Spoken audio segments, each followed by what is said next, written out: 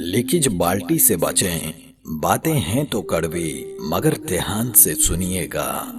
Number 1, आप हिजाब कर रही हैं, लेकिन मेकअप के साथ आपका अबाया स्टाइलिश और बहुत तंग है। ये लीक बाल्टी है। नंबर 2, आप मर्द ने दाढ़ी को चेहरे पे सजाया हुआ है, लेकिन नजरें झुकी हुई नहीं हैं। ये लीक बाल्टी है।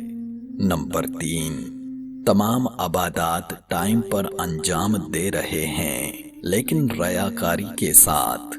ये लीक बाल्टी है।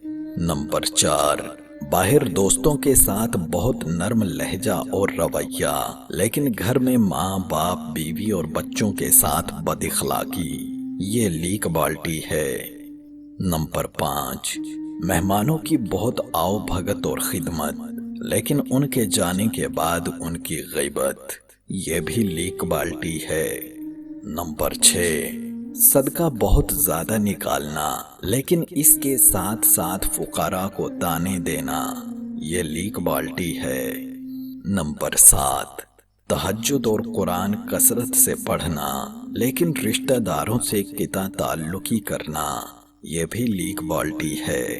नंबर 8, रोजा रख रहे हैं, भूख और प्यास की सख्ती को बर्दाश्त कर रहे हैं, लेकिन इस दौरान बदइखलाकी और झूठ फरेब भी कर रहे हैं। ये भी लीक बाल्टी है। नंबर 9, दूसरों के साथ नेकी, मगर किसी खास गर्ज से, ना कि रज़ाए इलाही के लिए। ये भी तो लीक बाल्टी है। खबरदार, नेकियों को लीक बाल्टियों में इकट्ठा मत किया करें। आप इतनी मेहनत से नेकियां तो जमा करते हैं, जबकि वो सब जाया जा रही होती हैं और नामाए आमाल की बाल्टी खाली की खाली पड़ी रहती है। रब ताला अमल की तौफीक अता फरमाए। आमीन सुम्मा आमीन।